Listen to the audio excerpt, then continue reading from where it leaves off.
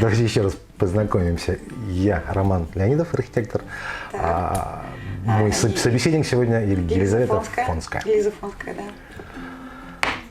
Можете чуть шире сказать, что вы... Архитектор-журналист теперь. И собираетесь развивать новую для нас. Да, собираюсь. Как ни странно, новую для России тему. Да. Портал, посвященный исключительно деревянному домостроению, вообще строительству из дерева. Что совершенно прекрасно. верно, совершенно верно. И я бы хотела начать с того, что почему вы, собственно говоря, занимаетесь деревом, как вы оказались, да, собственно говоря, в деревянной архитектуре, что вас привело к этому? Значит, наверное, первый опыт такой большой работы с деревянными конструкциями был, наверное, году 2003. Как ни странно, нужно было сделать к дому пристройку, бассейн. Но по запросу она оказалась у меня почти в 2 раза больше, чем дом, к которому пристраивалась. Вот. Как всегда, заказчику хотелось какая-то очень легкая, изящная конструкция. Ну, то есть калифорнийская мечта на нашей почве, с нашими условиями. Я долго думал, а как же мне, собственно говоря, обойтись с конструкциями. И подумал, что очень здорово, что есть дерево, которое у меня с улицы внутрь проходит без всяких проблем. То есть мне не нужно его утеплять, оборачивать дополнительно, мне не нужно его украшать, оно само красиво. Вот тогда клееная древесина еще была довольно большой редкостью, но тем не менее мы решились, и заказчик решился, и строители, и отлично сработали. То есть это был один из первых проектов, где я использовал.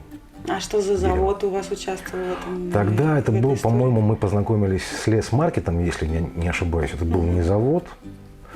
Сейчас они, по-моему, в основном занимаются большепролетом, перекидывая мосты через дороги, делая переходы. В Тульской губернии, там еще где-то. Не знаю, они остались на этом маленьком рынке или нет. Вот. Мы с ними несколько зданий сделали. То есть они владеют технологией криволинейных балок, которые я очень люблю. То есть почти всю криволинейку, которая есть в моем портфеле, делали они. А дальше получилось так, что почти во всех проектах я использовал этот прием. То есть, когда мне нужно было перекрыть большой зал и как-то показать в интерьере дерево и в экстерьере. Плюс, мне нравится просто. Не знаю, просто нравится и все. А скажите, пожалуйста, в большинстве своем я все-таки понимаю, что в портфолио именно деревянные проекты, да? А был опыт взаимодействия с какими-то другими конструкциями? Я говорю, нет, я говорю, что я так понимаю, что большая часть все-таки деревянных проектов или нет? Нет. Как в процентном отношении ситуация складывается? Смотрите, я выделил свои деревянные проекты в отдельный бренд, потому что их стало много. Понятно. То есть они стали занимать существенно больше, наверное, там 15-20% в работе. Хотя дерево у меня присутствует практически во всех проектах. То есть теперь даже не практически, во всех, да? Вообще. Дерево в отделке. Но оно всегда было у меня в работе, есть. Да. Какой материал, какой строительный материал вы считаете самым интересным для вас? И если это дерево, пометка, то почему?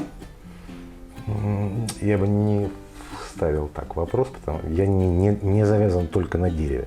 Дерево помогает мне эффективно решать поставленные передо мной обстоятельствами задачи. Из обстоятельств это климат, про прежде дерево. всего. Мы будем людям рассказывать про дерево, и наша задача объяснить, почему дерево лучший материал. А не то, что вот есть, ребята, металл, но это вот Архиру.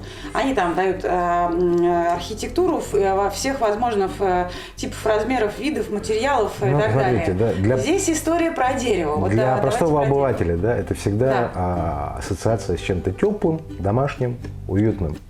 Запах дерева, хорошо дышится в деревянном доме. Это половина легенд, но тем не менее, да, так и есть. Поэтому это с точки зрения обывателя. С точки зрения архитектора это наиболее пластичный материал. У меня нет проблемы перекрыть 12 метров балкой деревянной, даже 20, сколько угодно сейчас фактически. Есть примеры, да, когда огромные залы перекрываются клееными конструкциями. В металле и бетоне можно сделать то же самое, но, наверное, не будет так изящно, потому что, опять же, мы увидим какую-то жуткую решетку, путаницу, да, вместо красивых и изящных, красиво выглядящих даже без отделки деревянных элементов.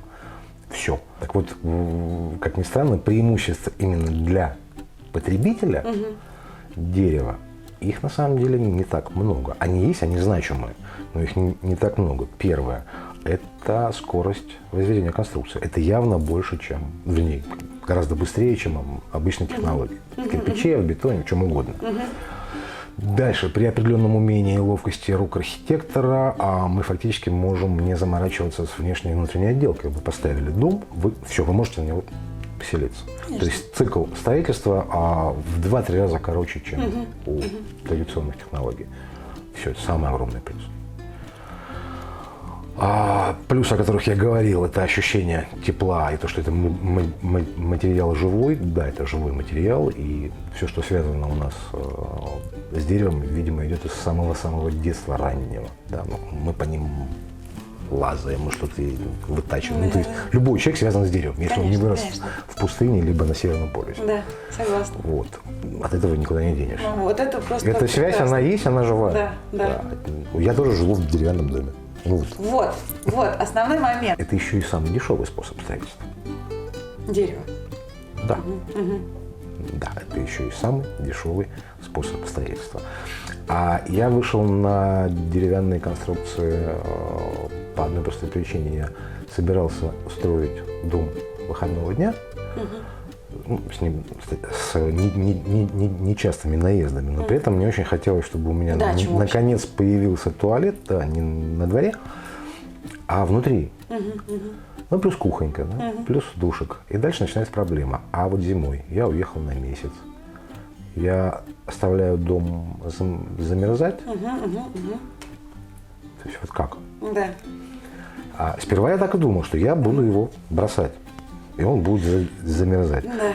Для того, чтобы эти циклы размораживания и прогрева были наименее, скажем так, тяжелыми для сооружения, для конструкции здания, потому что это всегда стресс. Для дома стресс – период размораживания и прогрева. Да. То самая живучая конструкция – это каркасник. Много мелких элементов, которым все равно вообще.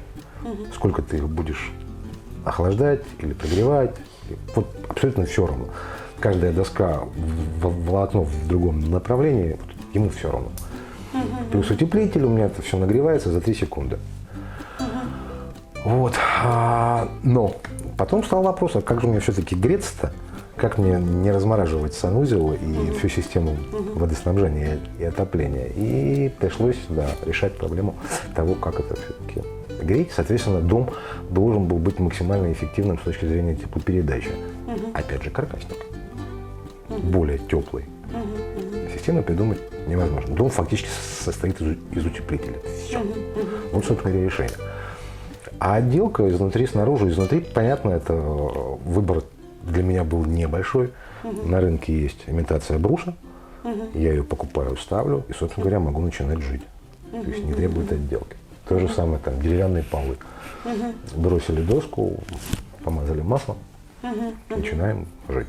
То есть отделка прошла в течение 2 недель, наверное. Группа товарищей взяла кисточки и все это промазала воском, все стены просто чуть-чуть сделала светлее. Снаружи я противник вообще обработки древесины. То есть у меня дом стареет. Седой такой, да? Ну, пока еще нет, это процесс-то не быстрый. Ну да. Сейчас он похож на розового слона.